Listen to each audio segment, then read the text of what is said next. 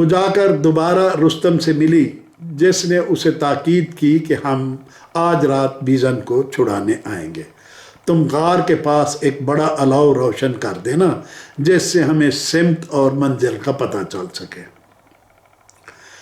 چنانچہ منزہ نے واپس آ کر درختوں سے ٹہنیاں توڑی، لکڑیاں چنی اور خاردار جھاڑیاں اکٹھی کیں، اور جس سے اس کے ہاتھ بھی زخمی ہوئے اور کپڑے بھی تار تار ہو گئے۔ پھر اس نے لکڑیوں کا ایک انبار لگایا اور رات ہوتے ہی اسے آگ لگا دی، جس کے بعد رستم اور اس کے سات جاں بازوں کو وہاں پہنچنے میں آسانی ہو گئی۔ رستم نے آہور مزدہ سے دعا کی کہ وہ اسے طاقت بخشے جس سے وہ چٹان کو ہٹانے میں کامیاب ہو جائے۔ پھر اس نے سوراخ میں سے بیژن کو مخاطب کرتے ہوئے کہا، اس سے پہلے کہ میں یہ چٹان ہٹانے کی کوشش کروں، تمہیں مجھ سے ایک وعدہ کرنا ہوگا کہ تم گرگین کو معاف کر دو گے۔ وہ ایک بہادر کمانڈر ہے اور اپنے کیے پر بہت شرمندہ ہے اور قید کی سزا بھی کاٹ چکا ہے۔ تم ایک بہادر نوجوان ہو اور معاف کر دینا بہادروں کی شان ہوتی ہے۔ وعدہ لینے کے بعد رستم نے پوری طاقت صرف کر کے چٹان کو کھسکا کر پرے کر دیا اور رسی لٹکا کر بیژن کو اوپر کھینچ لیا، جس کو دیکھ کر لگتا تھا کہ ہڈیوں کے مٹھی بھر ڈھانچے پر کھال منڈھی ہوئی ہے۔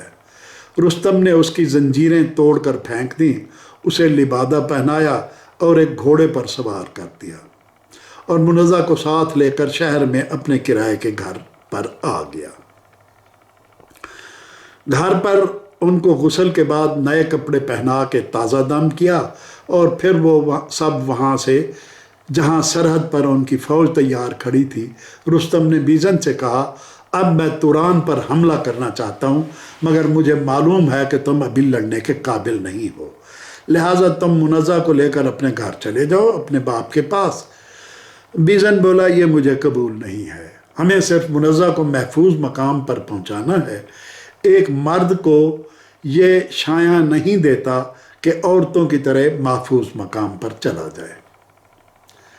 اس کے بعد رستم نے افراسیاب کے محل پر حملہ کر دیا اور اس کی خوابگاہ میں گھس کر تلوار اس کے سر پر بلند کر لی اور بولا، کیوں افراسیاب، تمہیں بیژن کو قید کرتے ہوئے یہ خیال کیوں نہ آیا کہ ایرانی اسے چھڑانے کے لیے تمہارے محل کی اینٹ سے اینٹ بجا دیں گے؟ افراسیاب خواب غفلت سے بیدار ہوا اور اٹھ کر اپنے محافظوں اور دربانوں کو پکارا، مگر ان میں سے کوئی بھی اس کی مدد کو نہ آیا۔ رستم بولا، اب یہاں کوئی نہیں آئے گا، میں نے تمہارے محل کے سارے محفوظ گیٹ اتار پھینکے ہیں اور تمہارے سارے محافظ اور دربان مار ڈالے ہیں، لیکن تم بے وقوفوں کی طرح سوتے پڑے رہ گئے ہو۔ افراسیاب کو اور تو کچھ نہ سوجا، وہ اٹھا اور اندھا دھند محل کے اندرونی طرف بھاگ نکلا۔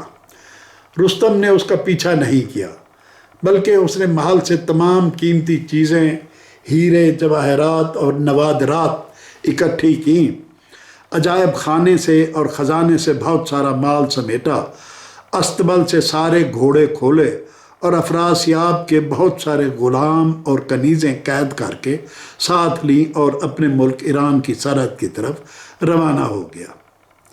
اسے معلوم تھا کہ صبح افراسیاب فوج جمع کر کے ایران پر حملہ آور ضرور ہوگا۔ چنانچہ اس نے سرحد پر اپنی فوج کی صفیں درست کیں، میدان جنگ کو اپنی مرضی کے مطابق آراستہ کیا، منزہ مال غنیمت، غلام اور کنیزوں کو دارالحکومت روانہ کر دیا۔ اگلی صبح افراسیاب اپنی فوج کو لے کر آیا تو یہ دیکھ کر حیران رہ گیا کہ ایرانی فوج پہلے سے ہی صف بستہ ہو کر مقابلے کے لیے تیار کھڑی ہے۔ اس کے بعد ایک خون ریز جنگ کا آغاز ہوا۔ پہل تورانی فوج کو سبقت حاصل ہوئی، مگر پھر رستم کی سرکردگی میں ایرانی فوج نے تورانی سپاہیوں کے کشتے کے پشتے لگا دیے۔ تورانی فوج کو زبردست شکست ہوئی اور ان کے تمام فوجی بھاگ گئے۔ افراسیاب نے بھی فرار ہو کر اپنی جان بچائی۔ رستم اپنی فتح یاب فوج کے ساتھ دوسرے دن دارالحکومت کی طرف چل پڑا۔ کہ خسرو کو فتح کی خبر پہنچی تو اس نے شہر سے باہر آ کر رستم کا استقبال کیا اور بیجن کا استقبال کیا۔